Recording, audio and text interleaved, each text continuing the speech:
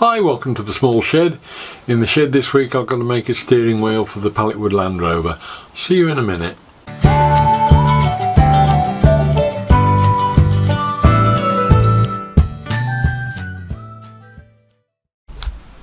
Right, I've got a quick project this week in the shed.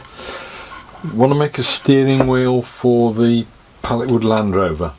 I've got one of these plywood circles that I got from the scrap store about a year ago for that floating table thing I made, side table.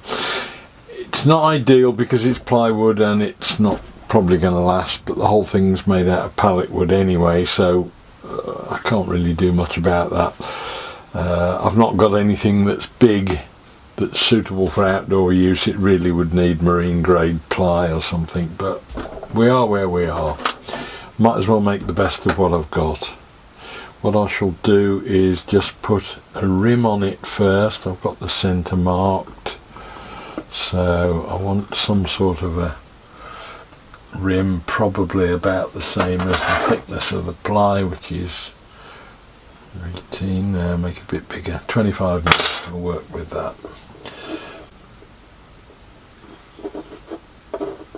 This is just to mark out so that I can cut it out, the rim. I'll use the jigsaw probably for that and just get a rough idea. Right, so I've got that. I want to do like a horn pad press in the middle. Seem to get on modern cars, I don't quite know. I'm just going to sort of put that slightly below centre, I think, and centre it up side to side. It's about right. So that will be like where the airbag would be if one had an airbag in a Mark 1 or 2 Land Rover, which you don't. It's just that I've got a fairly big backing pad that it's got to screw onto. So, and what I'm going to do then is mark just the edges on the wheel there and there and there and there, and then I'll just put the spokes in to them, just centre the hole in the rim on that, just so that it's roughly in the right ballpark. Same down here.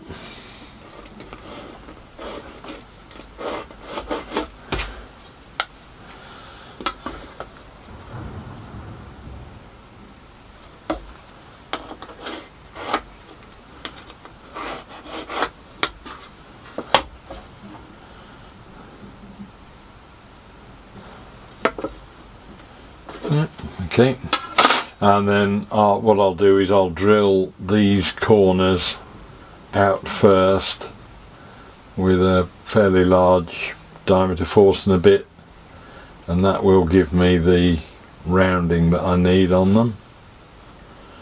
I'll get that main part hogged out with the jigsaw, and then I'll come back in with the router and round off all the edges, and that should give us something which will be vaguely suitable. And all we have to do then is get a coat of or a couple of coats of paint on it so that it's reasonably resilient. Yeah, should be okay. Right, drill some holes out. Got to get a wiggle on because we've actually got a date now that we're aiming towards. I've got the headmaster of the school coming down in a couple of weeks' time just to have a look to make sure that they're happy with the thing and make sure there's nothing they think is a danger to anyone on it. And a couple of weeks later, beginning of June, we're going to hopefully take it down there and put it together.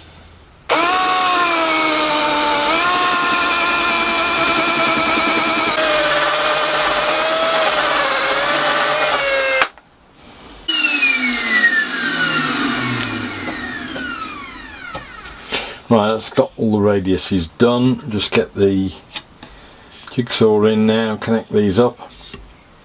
I know from when I was using this plywood on the mattresses in the garage, it will chip out slightly wherever I'm running with the jigsaw blade because it's a bit coarse.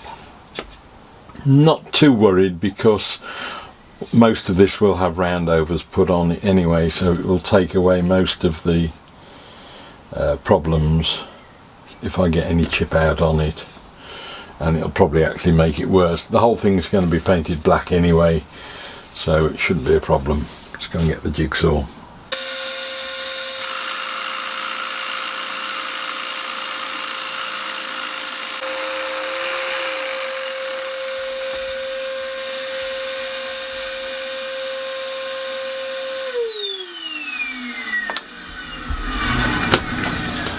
Right, it's got the rough shape just about there.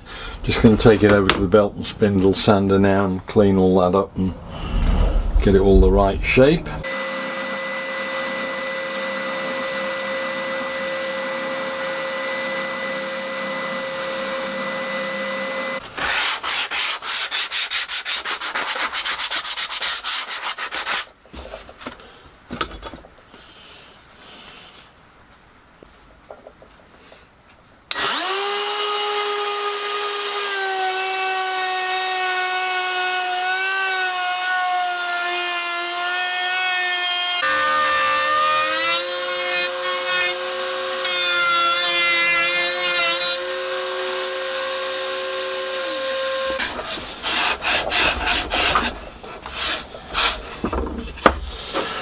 Right, so there we are. That's got the basic wheel shape done. I don't know how it's going to fix to its boss yet. I'll probably drill a couple of holes through and bolt them.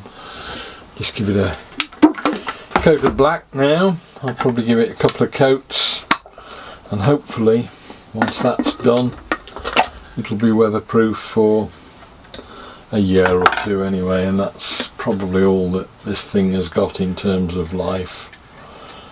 From then on it'll be up to the school and no doubt the PTA or something if they want to recoat it with paint every couple of years. I mean, the shed has stayed good for three and a half years so far without any great problems with the paint that I've used, and I'm using the same paint on the Land Rover, so it should be okay. We'll see how it goes.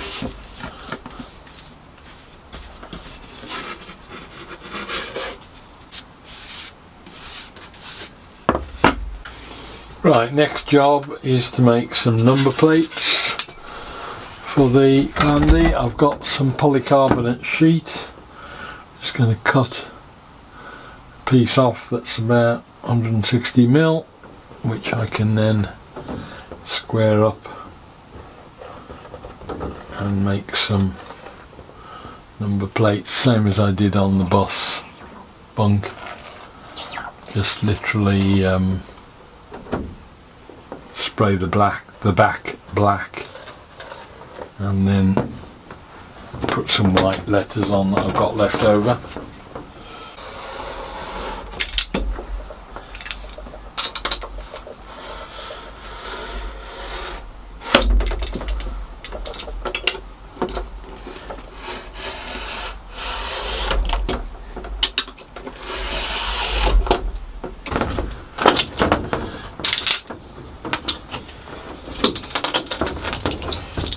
Score it a few times and then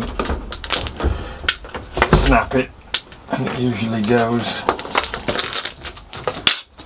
That's it.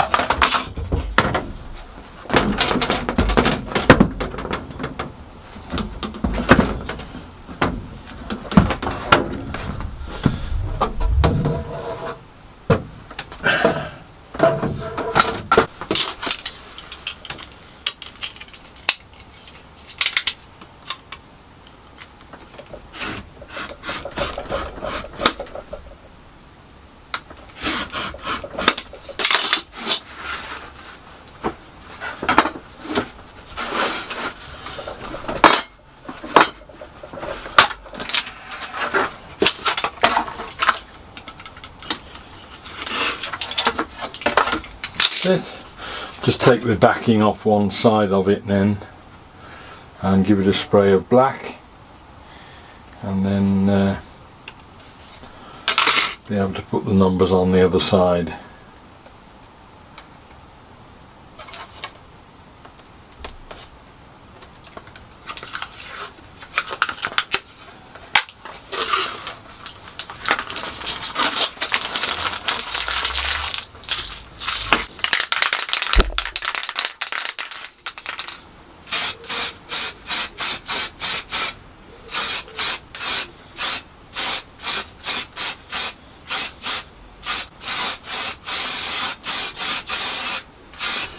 Next on the list is a decent spray cabinet, so we'll probably be doing that in a week or two's time because this stuff gets everywhere.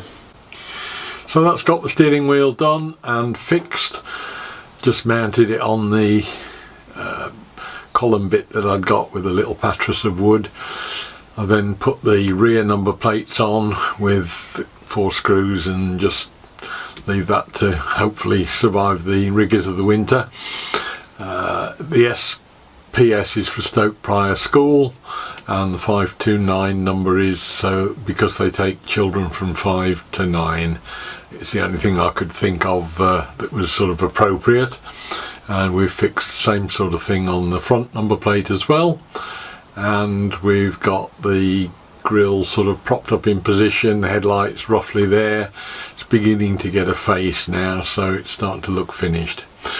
Hope the video was of interest. Look forward to seeing you next week. We'll be hopefully doing something different, and I hope to see you then. Bye.